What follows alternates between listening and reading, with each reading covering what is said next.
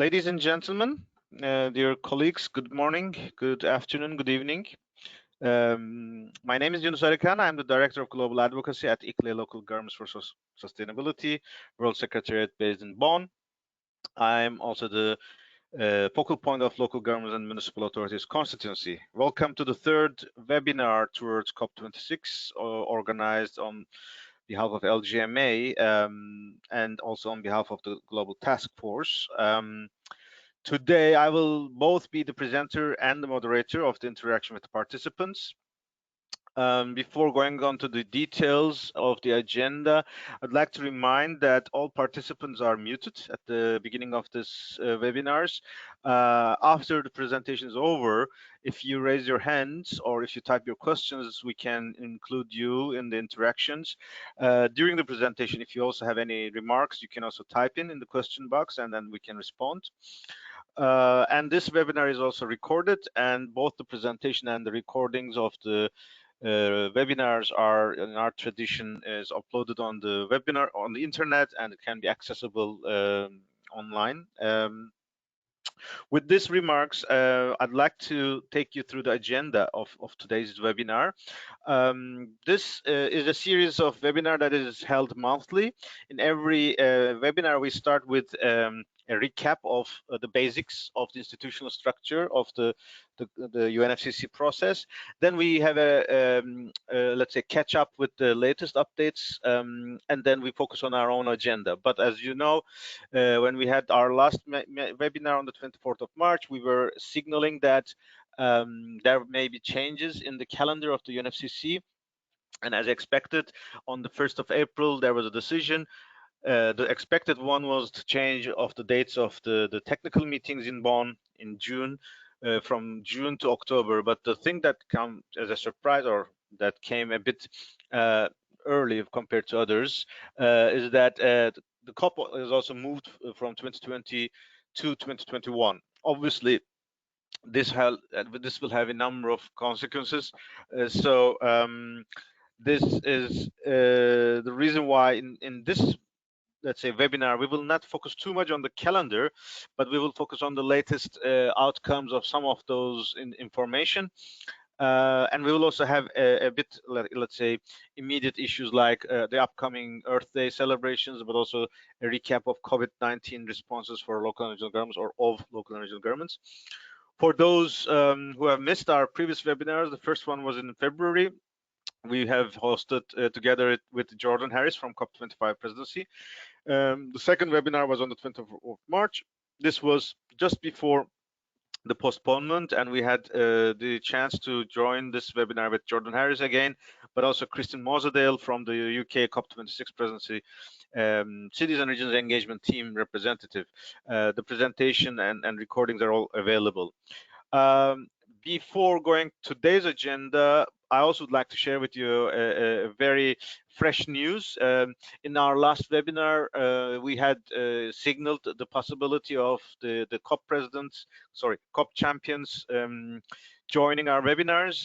We were planning for this one, but because of these changes of the calendar and possible readjustments, the need for further elaboration internally within the presidencies, we thought it may be better to have this in the May session, and I'm happy to confirm, or I'm happy to inform you that both Nigel Topping and Gonzalo Munoz are confirmed to join us on 13th of May in the fourth LGMA webinars, and we believe this will be the moment where we will be able to hear directly from the leaders of their preparations, especially expanding the climate action towards COP26, but also the preparatory process and their legacies, their modalities. So in the morning we will hear from Nigel Topping, and in the afternoon we will hear from Gonzalo Munoz. With this, let's go into the details of our webinars. You may recall the climate conferences is taking place every year around the end of the year, and the country who hosted or who led the presidency who is elected at the time of the beginning of the COP, continues this responsibility throughout the year. And the next COP, the next host, starts to prepare itself with their priorities and their delegations, and they act in synergy. And in the middle of the year, in June, they meet in Bonn, and they also have a catch up and provide some basic updates. In that sense, this year in 2020, COP25 presidency is held by Chile, Minister of Environment, Her Excellency Carolina Schmidt, and she has appointed Gonzalo Munoz as the high-level champion. In the case of UK COP presidency, incoming COP26 presidency, the president-designate is announced as the Right Honorable Alok Sharma. He's the Secretary of State from Department of Business, Energy, and Industrial sectors. He has appointed Nigel Topping as high-level champion, as well as Mark Carney as the finance advisor. But the thing that is new is that the mid-year Bonn conference is now, as we mentioned before, is now moved to October. So this is the final structure of the institutional arrangements. The priorities of the COP, despite the change of the dates, is not changed too much. We still would like to consider how we will showcase, which means that how we will report our information, how we will come in our side events or summits. We will contribute in the consultations. Most of them have gone to virtual, but we will be engaged in the Marrakesh Partnership, which will have a discussion this session as well. And we will contribute to the decision making, in particular through submissions, but also through interaction with the Friends of Multilevel Action. But obviously, everything is now being redesigned within the Unfccc process, so there will be certain, let's say, delays maybe we can expect. For the year 2020, the UK COP presidency has announced 5 priorities: adaptation and resilience. It's a topic that UK has hosted with Egypt at the 2019 UN Climate Action Summit. Nature-based solutions is an important part of the priorities. This connects also very, very nicely to the UN UN Biodiversity COP, Biodiversity Conference of Parties, which was planned to be in October, but it is very likely it will be also in 2021, and it will be in China. Energy transition, UK was one of the pioneers of the powering past coal and other initiatives. Clean road transport, UK government was collaborating with the COP24 Polish presidency and many other initiatives, so they are very, very active in this initiatives on the sectoral in the commitments. And finance, obviously, both the agenda of COP26, Article 6, of course, market and non-market mechanism, but also UK, London has always been the hub for finance, especially being the heart of the emissions trading mechanism. So it's obvious that finance is a core topic in the UK presidency. How the local governments and local and regional governments constituencies preparing for this agenda is that we have announced our vision for COP26. This was consisting of 6 priority action areas to raise ambitions: Ndc vertical integration, localization of climate finance, balanced approach in mitigation, linked to circular economy and nature, and amplifying global climate action.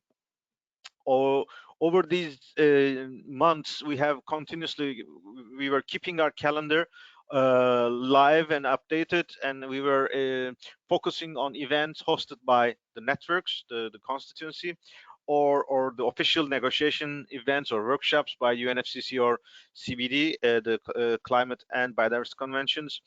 There were several events led by some of the national or supranational governments, or some global or UN events, and we were also always focusing on the observance of the United Nations, like Biodiversity Day, Earth Day, Environment Day.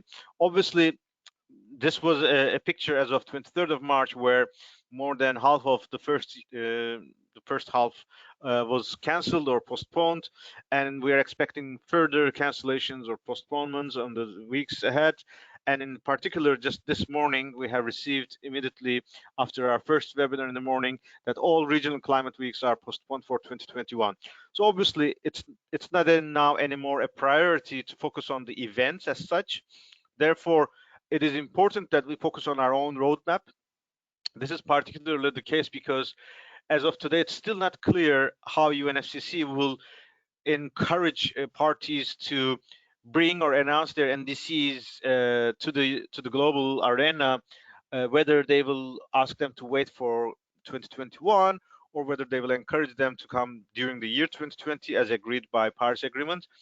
Therefore, I mean, in theory, a new NDC at the national level can be prepared without a COP because the whole thing is happening at the national level, then the capitals and their interaction with their national stakeholders. Therefore, to focus on our priority themes is still valid, and it's even more important because we will also focus on the NDCs, the first ones that have come recently. The challenges of all the 6 priority areas, as I said, especially in the post corona pandemic recovery period, becomes even more important because there are huge expectations that when the human activities have been minimized to the lowest as possible globally, that was a huge opportunity for an refreshment of the natural ecosystems, but as well as for societies to rethink about the technologies, the products, materials, even methods that they are using in terms of their social and economic activities, so that instead of going back to the business as usual, there is a huge opportunity to change the existing mechanisms, but rather step in or leapfrog to more advanced or modern or progressive technologies. This could all go hand in hand with the ambitious climate targets or alignment with the Sustainable Development Goals. Therefore, these activities are even more relevant today than before even. In that sense, raising ambition is still a priority topic. Champions Climate Ambition Alliance will be seeking for new recruitments and also analyze how the definition of climate neutrality can be defined and can be harmonized, or at least the transparency can be achieved in a much more robust way. We as a constituency will also focus how we can connect the climate emergency movement and the climate neutrality targets, because there is a very clear synergy between these two. The NDC vertical integration, there are numerous efforts. NDCP partnership is working in a number of countries. I think it's around 65. ICLEI is working in 6 of them. There are guides prepared by ICLEI and Habitat, UNEP, UNDP, GCOM, UCLG, Committee of the Regions. They are all discussing about regional and local determined contributions, especially in the case of Europe. That is very relevant because there are national targets, but also through the Covenant of Mayors over the past 10 years, we have now cities, energy and climate action plans. So it is possible to create a synergy which can be a good model of multi-level collaboration. We also have new initiatives like Partnership for Collaborative Climate Action, which gathers a number of national governments, as well as Friends of Multi-Level Action, which is friendly countries who support the multi-level action. In 2019, we had a number of initiatives on climate finance, GAP Fund, Lucy, CCFLA, as well as at the report of the Finance Committee. So throughout the year, we could emphasize how these can now be connected to each other. We can connect these ideas to the Article 6 negotiations, and we can even bring our opportunities through divestment from fossil fuels that is led by local governments. Especially after COVID pandemic, in the recovery, as we said, mitigation and adaptation through environmentally friendly, climate friendly, and harmonious with nature would be a core topic. So all these technologies or policies that was either postponed or ignored could come back. Therefore, this is a huge momentum for us to push the national governments and other stakeholders to address all these proposals that we have been championing for so long. Therefore, it is the right moment to push and even more insist on this kind of holistic approaches. Circular economy nature, we said there will be a synergy between the biodiversity process because UK and China, they're both active in climate, but also in biodiversity process, host of the 2 summits. We know Italy, for example, is also very active on both sides, which is also an important opportunity because in 2021, G7 and G20 presidencies will be held by UK and Italy. respectively. So when COP is now in 2021, there may be even more chances to be more ambitious in terms of developing a new agenda, a more robust agenda. And obviously, we will not give up from our efforts to expand the global action, especially to bring ministers of urbanization. We have already started this idea in the World Urban Forum, but we have had the first feedbacks from COP26 presidency. They're also very eager. Chilean Minister of Environment has already pushed for this idea. Meanwhile, we will try to connect to other ministries like culture, education, youth, and we will also address other initiatives under the UNFCCC like Action for Climate Empowerment and overall stakeholder engagement. The update, these were the information we had shared before, but the update is that we have now, considering the complexity and diversity of these themes, we have discussed to create a roadmap working group, which will bring together all the actors involved in the LGMA. We're happy to inform you that in addition to the first announcements in December 2019 at COP25, we also have additional partners joining us, and we're waiting for others to come as well.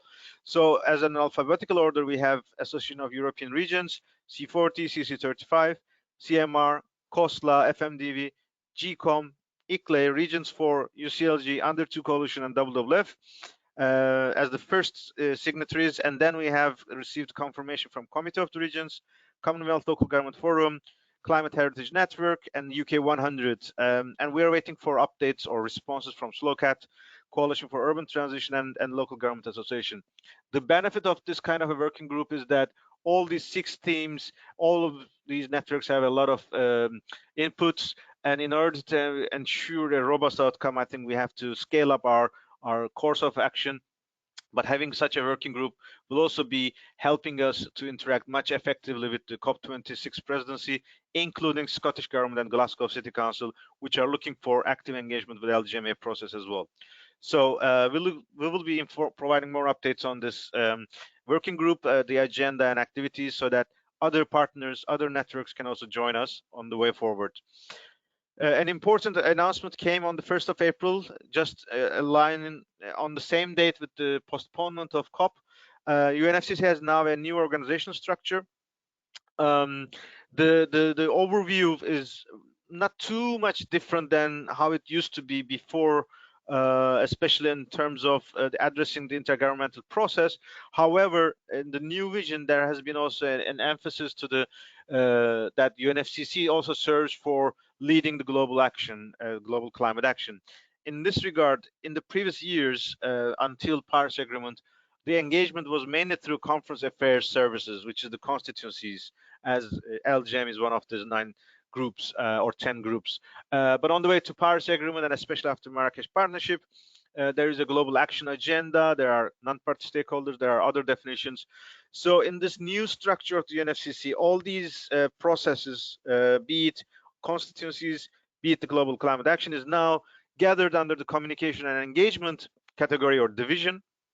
This will be probably giving us the opportunity that we can create much more synergies in multiple processes, and we will see how this will roll out in the days ahead in terms of our change of modalities in terms of interaction with the UNFCCC. Just before the postponement of the COP, the COP champions, Gonzalo Munoz and Nigel Topping, building on the workshop held in London in late February, have released a letter to all parties and non-parties so that they can communicate their vision for expanding the Marrakesh Partnership, not just on this year, but also towards the next 5 years and beyond, which was a request or a decision from Madrid that global climate action should be expanded into 2025 as well. The call for inputs or this letter addresses that until 31st of July, submissions can be sent to the UNFCCC, but this was announced when there was a vision that COP will be in November in Glasgow. Now, with the change of the deadline or let's say change of the date of the COP26, it may be possible that this deadline may also be revised, or the deadline may stay as it is, but the implementation can be after the inputs, implementation of the synthesis report could be speeded up and maybe even accelerated afterwards, so that by the time COP26 meets, the global climate action agenda can be much more ready and much more delivering new and fresh innovations. The champions have defined the three main elements of the Marrakesh Partnership as strategic engagement, tracking, and modes of cooperation. This includes the outcome of the Climate Action Summit, regional climate weeks. As we said, they're all postponed for 2020. The Climate Ambition Alliance has to be strengthened. The sectoral climate action pathways, the NASCA, the Global Data Repository, the yearbook, the summary for policymakers, collaboration forum, all are now open for ideas, inputs, in particular to definition of success, the added value of all these initiatives, how to enhance collaboration between parties and non-parties, and how to make sure that all these mobilization is at the end resulting in more enhanced ambition. These are the expectations of the champions, and they ask for submissions. LGMA, we will focus, of course, in the next couple of months, where maybe a submission jointly, or each of the members, or each of the networks can also present their own ideas. This is all open at the moment. When it comes to NDCs, over the past couple of weeks, there was fresh information coming from some of the parties. The decision of Paris Agreement says that the second NDCs should be presented by 2020, but it's not clear when. So around 7 or 8 national governments have already started to kick off, but the 3 of them are very interesting. It doesn't mean that the others are not important, but there are several interactions of these 3 countries with the local and regional governments as well. Therefore, we wanted to highlight these 3. First of all these 3 and the other 6, or in total 7, should be acknowledged or appraised by presenting their documents as early as possible, because however you can interpret their ambition, it's at least shared publicly, and this is giving us the opportunity to comment and share feedbacks, so that maybe from now until the COP, there may be still opportunities for these countries and others to present additional information. And a very important reason, let's recall, the reason why we are very focused on the second NDCs is due to the fact that the current NDCs are prepared all when there were no Paris Agreement. So in fact, the current NDCs do not reflect the commitment of the national governments in terms of the implementation of the Paris Agreement. The documents, the commitment plans of this year is in fact the truly real commitments under the Paris Agreement, be it guided by the vision like multi-level action, or be it with the commitment for climate neutrality or 1.5. None of them were existing by the time the existing NDCs were prepared. Therefore, there's all the reason for us to be more hopeful that if we have new documents this year, we could tell, or we could expect that they could bring all the progress over the past 5 years. For example, Norway has presented an updated NDC, and they refer to Talanoa dialogues, including the one held with cities and regions, municipalities, and mayors. This is again an important information, because over the 2018, the mobilization of Talanoa dialogue is still valuable. There is still a decision to use this experience in the revision of NDCs. Therefore, we can easily go back to the outcome of Talanoa dialogues and go back to the national governments to take into account what was discussed there. And it is exactly the case that, for example, Norway refers that a Talanoa dialogue was held with mayors and municipalities and regions, but it is not clear how the discussions of the Talanoa dialogues or inputs from local and regional governments are now incorporated in this new updated NDC. So there is an opportunity for Norwegian cities and municipalities or regions to talk to the national government in Norway and ask for more clarity, or even invite or encourage them to demonstrate how they benefit from the Talanoa dialogues. So this is an opportunity that can come from Norway. In the case of Chile, as the presidency of COP25, I think Chile had made a fantastic leadership, demonstrated a fantastic leadership by presenting their second NDC as early as possible. And since the beginning, they were frontiers in the championing of the ambitious climate action, including Climate Ambition Alliance. And when we were launching the COP at COP25, the LGMA COP26 roadmap, the COP25 president was also committing that cities and regions in Chile will also be engaged in the raising ambition. However, if we read the second NDC presented into the Unfccc, we see there is an emphasis to municipalities and subnational action, but only it is limited to adaptation and capacity building. Obviously, capacity building has a lot of elements, but still, it would have been much better for us if we can see the vision that the municipalities and subnational governments will also be included in the mitigation efforts of Chilean government as well. But as I said, we can still encourage to have a broader vision, and there's time for that. And we know Chilean presidency will also convene a number of preparatory meetings throughout the year so that they can go through this NDC and ask for a revised version before COP26.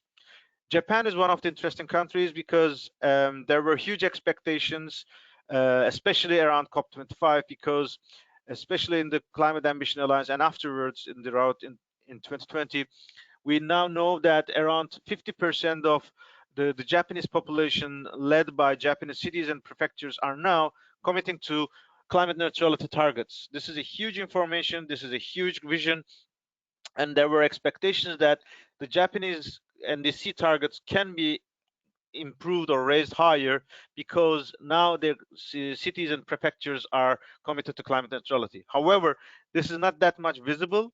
There are discussions internally that the Japanese stakeholders are in touch with the Ministry of Environment in order to explain or explore why such contributions are not reflected.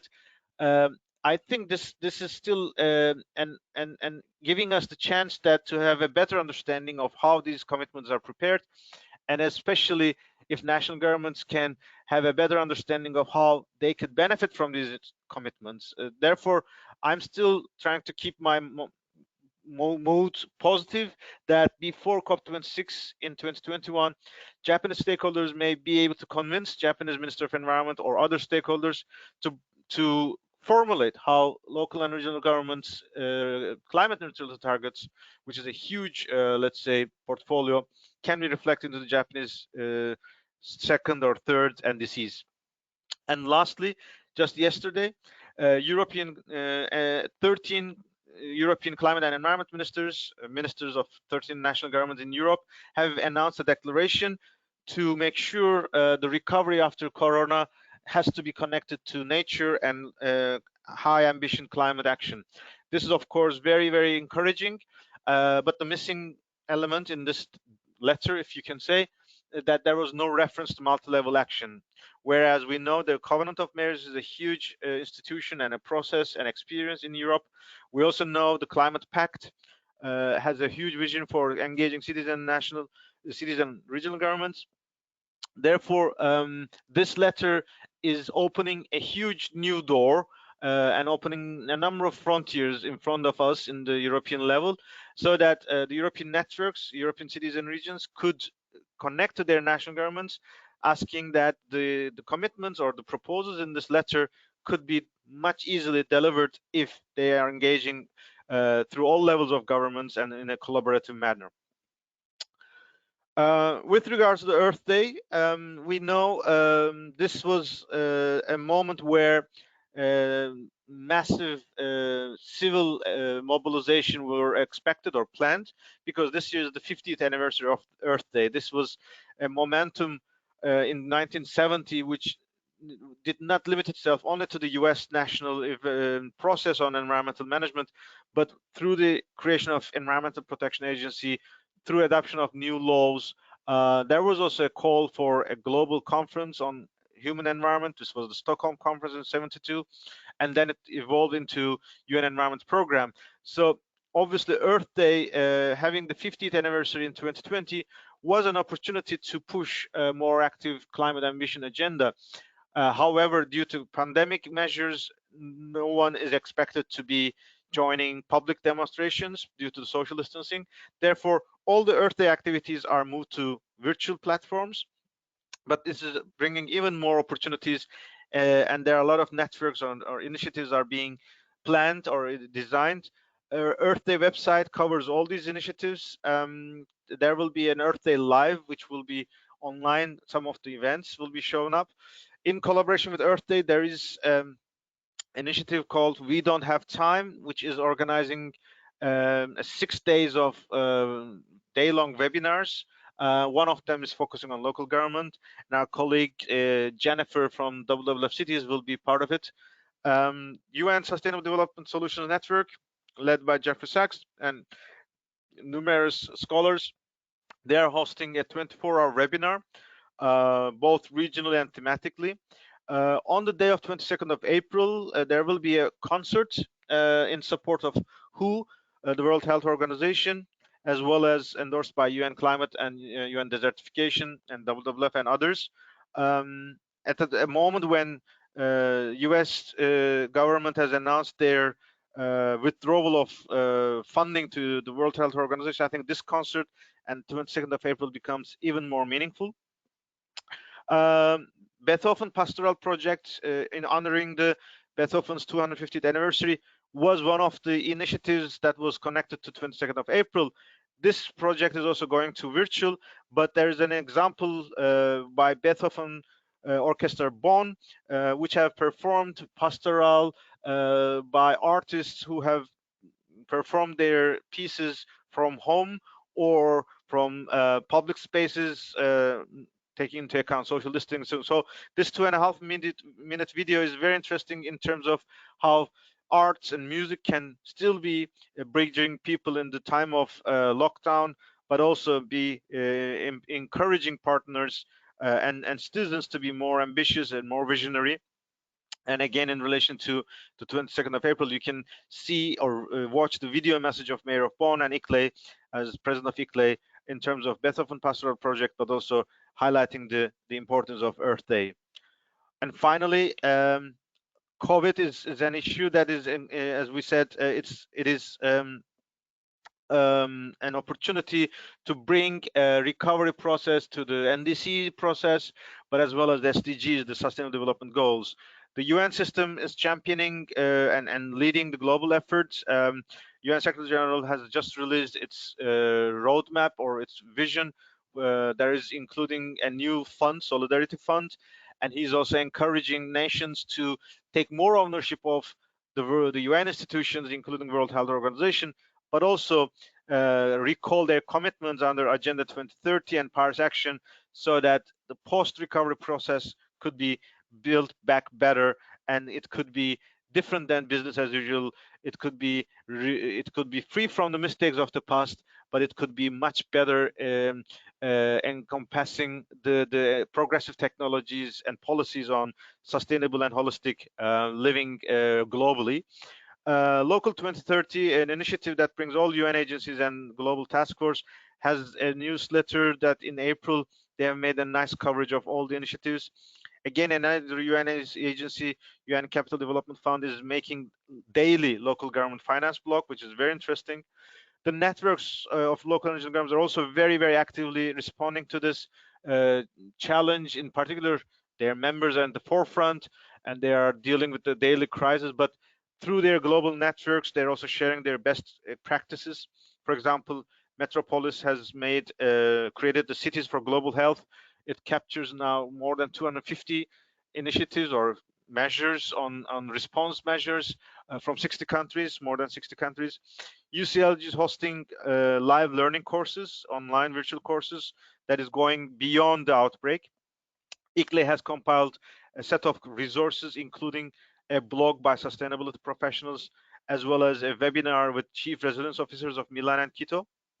C40 Knowledge Hub is compiling a lot of examples of the metropolitan cities worldwide. Eurocity is similarly gathering information from European metropoles. US National League of Cities is also working with Bloomberg and others to capture the initiatives of the US cities and states. Thematic networks like SlowCat also are there highlighting the initiatives of the transport community, for example, and their website contains pretty good updated and very frequently updated list of links worldwide. Obviously, there is a big discussion about the value of or the advantages of this corona pandemic, in the sense that minimization of human activities has significantly yielded a decrease in the global emissions, and possibly over the past couple of decades, for the first time, we are seeing a decrease of global emissions, whereas every year we were seeing an increase. This may be a golden opportunity that at least nature and ecosystems can a bit take a deep breath, because there are a lot of comments that we were getting to the tipping point of many of those ecosystems, which is still possible, but at least this year there may be a bit of window of opportunity that there may be a safer mode. But obviously, how sustainable it is or how appropriate it is, this is a big question, because such extreme measures may not be continuing so long. We're already seeing that the more pandemic is now phased out, there are some incentives that may be worrying, because similar practices may be repeated and we can go back to the similar emission levels.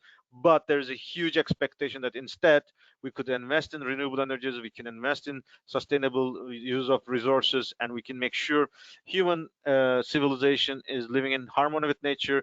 We can have a better ecosystems, and we can better serve to the healthy cities and healthy planet and healthy communities. So you can also have a look at this debate in the Guardian article, and Carbon Brief also has a nice compilation.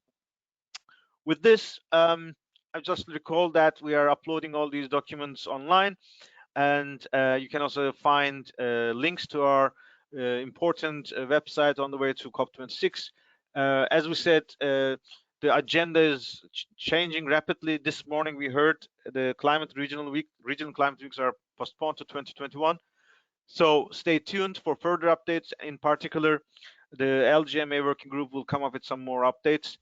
With this, I would like to conclude my session. I know it's not easy to focus for a one-person presentation for 40 minutes, but now is the opportunity for you to interact. You can feel free to add any missing points or challenge or compliment. The floor is yours. You can raise your hand or type your questions.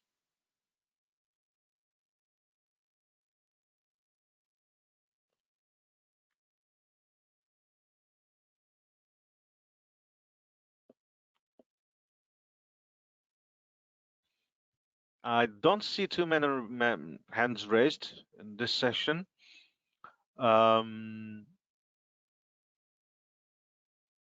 It may be, yeah, we have received the first input from Eva Baños from CMR. Thanks, Eva. Yeah, further details on the mandate, concrete activities of the LGMA COP26 working group.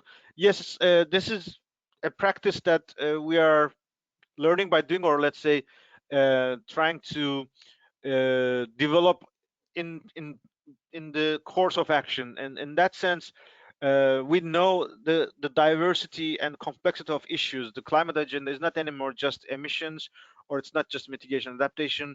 As we have seen in Chile presidency, there's a huge discussion on circular economy or nature.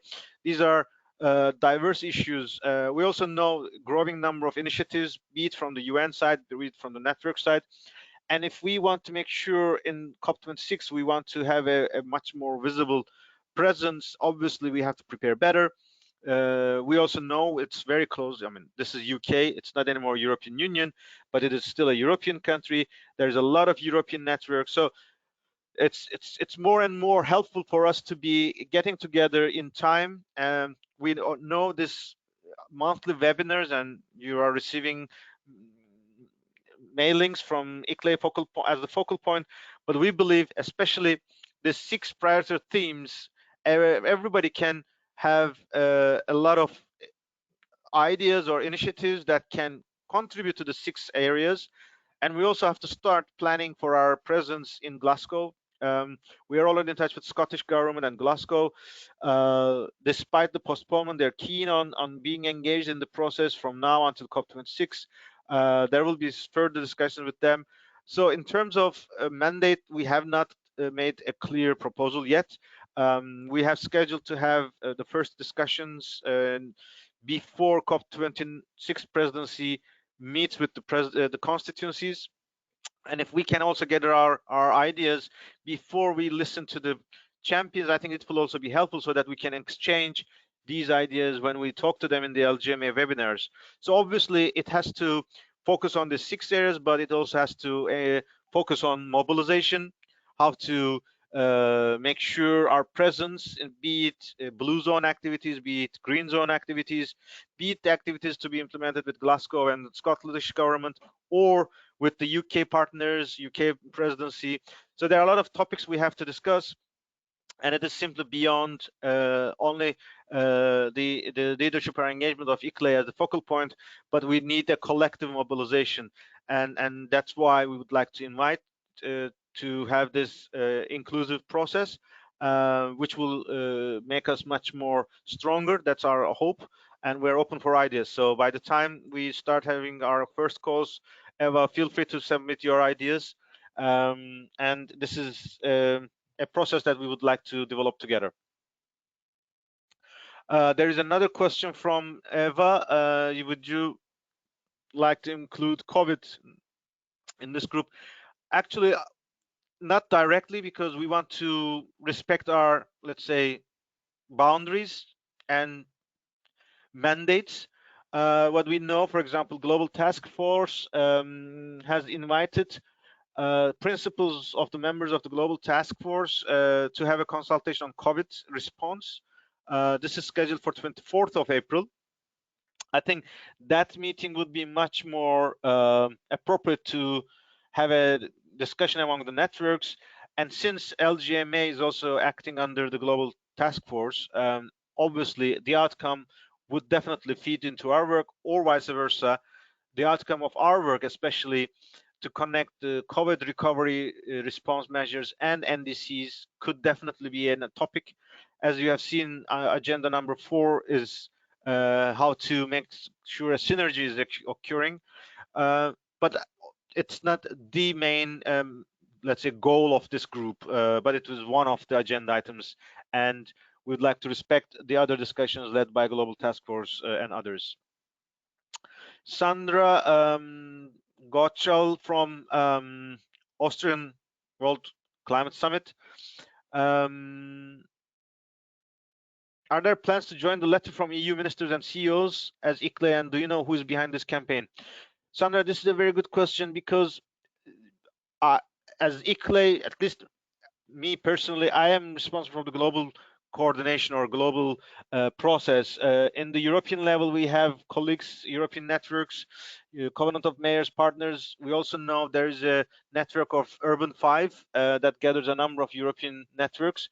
I believe it would be more appropriate if we ask them to guide us. Honestly speaking, immediately after this EU ministers, 13 ministers, I also heard another initiative, maybe you're referring to that. There is a CEO's letter.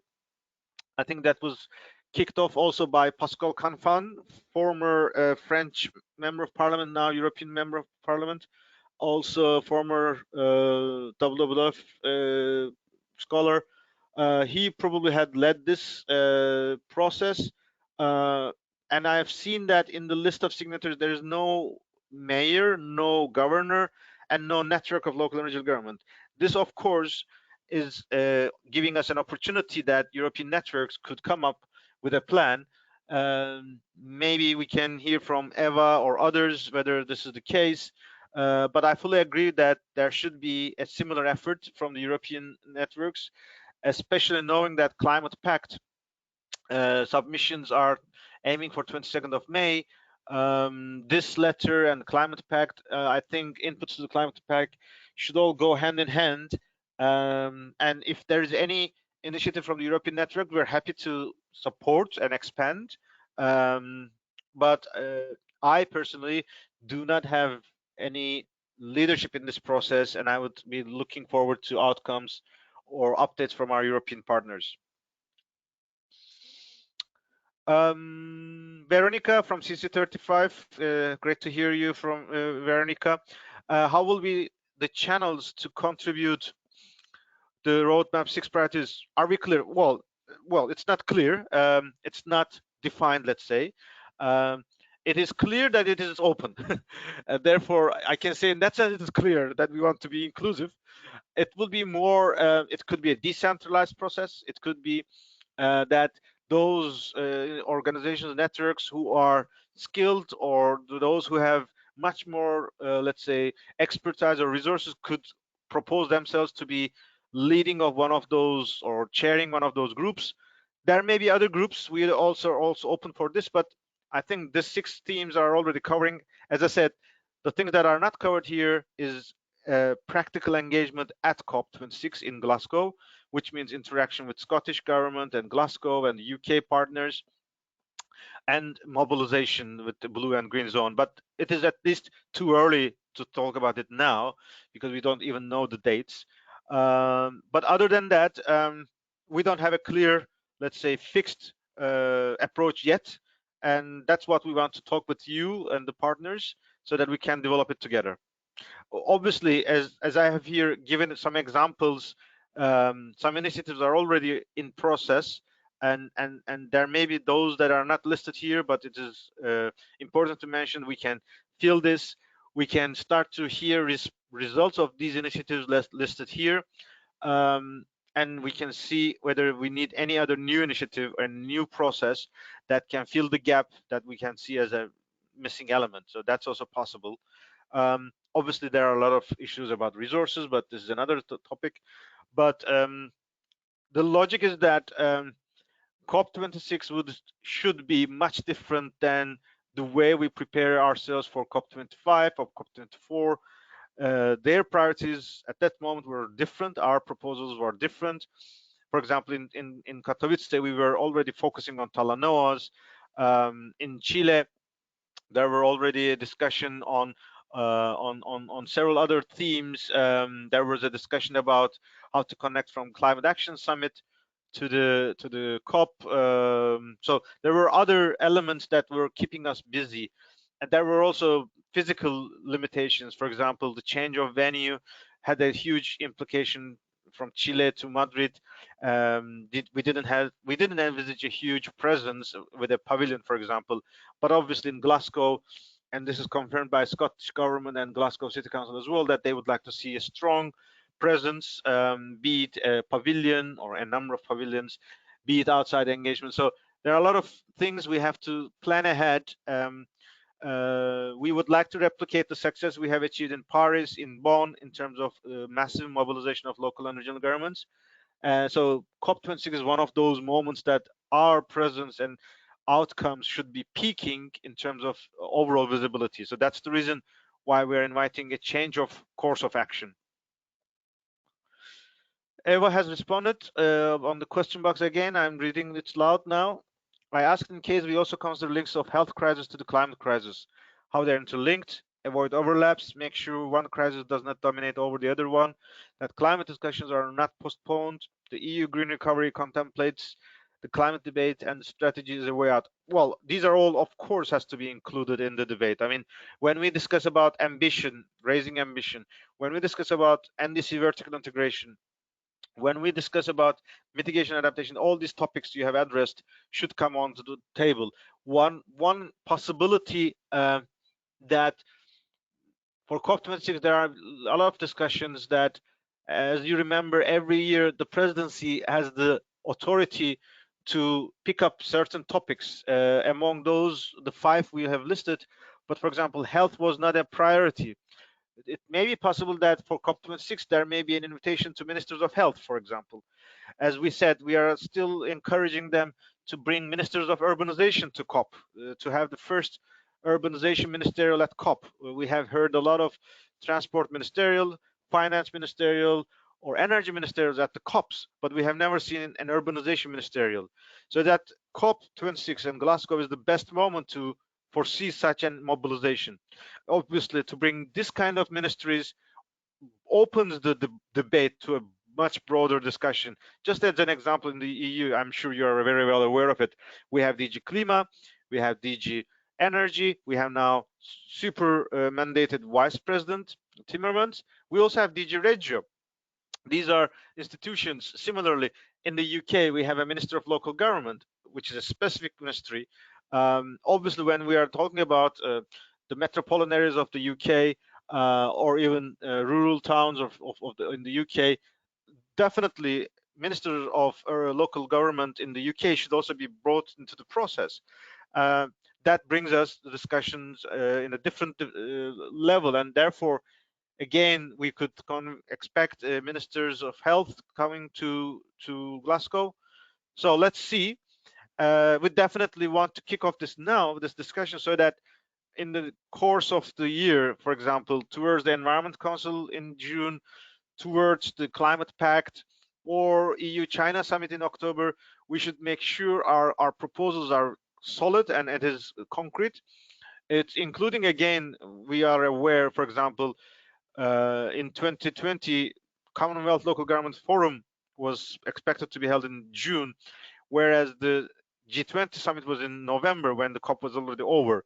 So all these calendars are now have to be revised, and having a longer duration or having a longer preparatory phase to COP26 can be an opportunity. Therefore, we have to think big and we have to be very, let's say, innovative, let's say.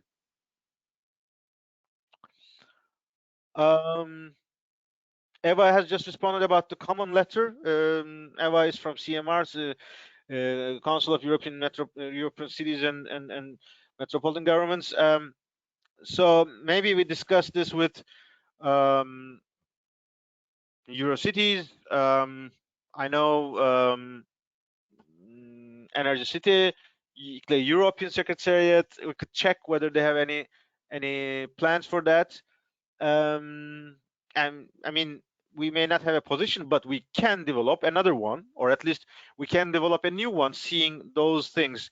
I was not aware that 13 environment ministers would come up with a letter.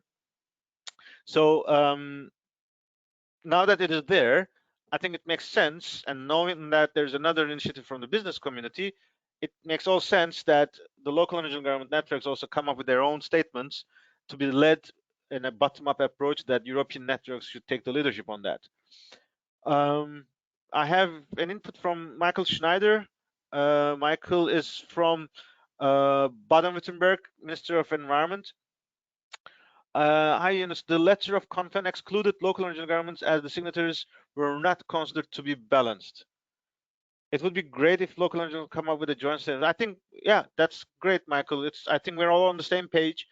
We don't have to be aligned with the same document.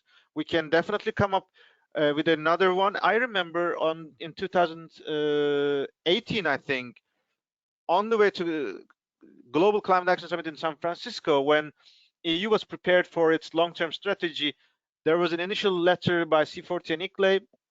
It was then expanded to 400 mayors of Europe. Obviously, there's all the reasons for us to do this. No one can stop us if we want. And knowing that there is already an engagement especially for Climate Pact, is on the table. I also don't know what is the input of the European networks, what will be their proposals to the European Climate Pact. I think we should ask our European partners to give us some more information about what type of submissions they are planning to mobilize by the 22nd of May deadline.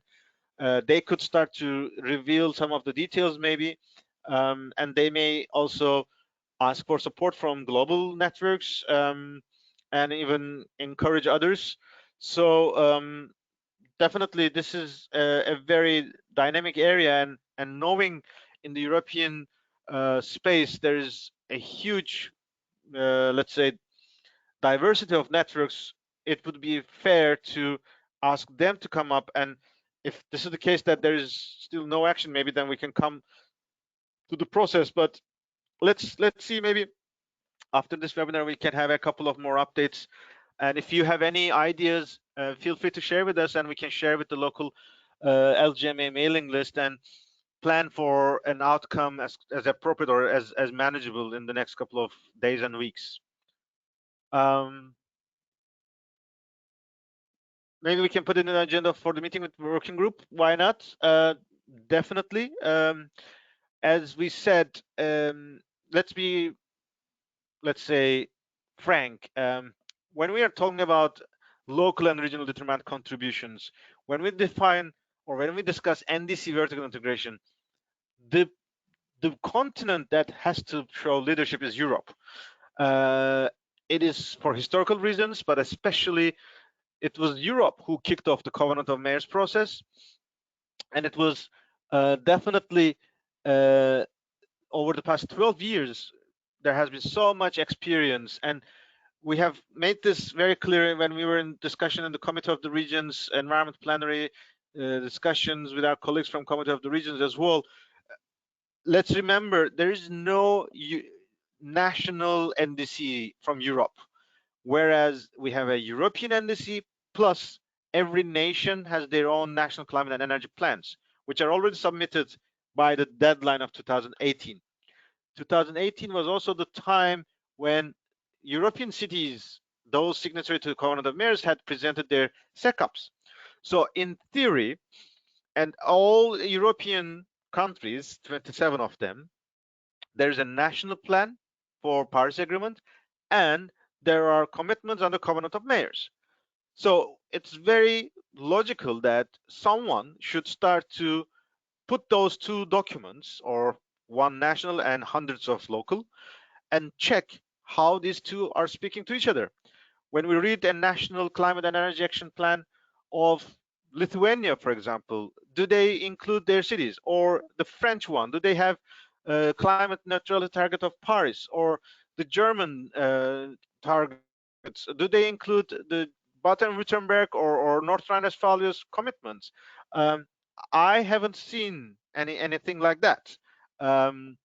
And we have to start asking this question, and we have to start maybe putting this question on the table, saying that when you present the European national targets towards COP26, please make sure you have at least a discussion with your European cities and regions. You have SECAPs, you have Talanoa dialogues at the European level. Please make sure these processes talk to each other. And now we have time for that. The climate pact could be an opportunity. There are other opportunities. So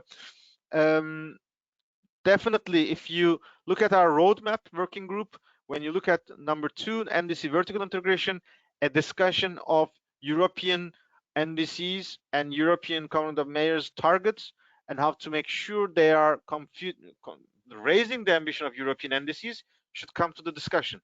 And whether it will start with the response to the letters of the letter of the 13 ministers of environment of Europe, I don't know, it can be, but definitely it has to come to the process and it has to be discussed. So I hear, Eva, you say that we can discuss the response to the letter of 13 member states of ministers of environment at the working group meeting, which we are thinking of 23rd of April or 28th of April. I believe a response earlier, at least a discussion within the European networks as early as possible, is much more preferable. And if this would be the case, then we can hear this at the working group meetings, and then we can move on with this information. But yeah, if nothing has happened until 23rd or 28th, we can say that, okay, let's see what we can do under the LGMA COP26 roadmap then. I see a number of our partners are leaving already the webinar because we are already out of our time. But many thanks for all these very, very valuable feedbacks and discussions. We would be keeping you updated with the links, but also we will share with you other information as it comes, especially from Unfccc. Over the next couple of weeks, days, there will be more in this discussions. And just to recall, on the 13th of May, not to forget, we will be joined by Nigel Topping and Gonzalo Munoz as the COP25 and COP26 champions, who would be sharing in person their vision and plans for COP26. So it's a huge opportunity for LGMA. We are grateful for these two leaders to show their commitment to work with us, and we believe by the time we reach this webinar, there will be a lot of documents in hand, or there are a lot of ideas. And starting from this webinar on the fourth LGMA webinar on the 13th of May, we can be much more faster in terms of preparing towards COP26. With this in mind, I thank you all, and we look forward to staying in touch and wish you healthy and safe days ahead.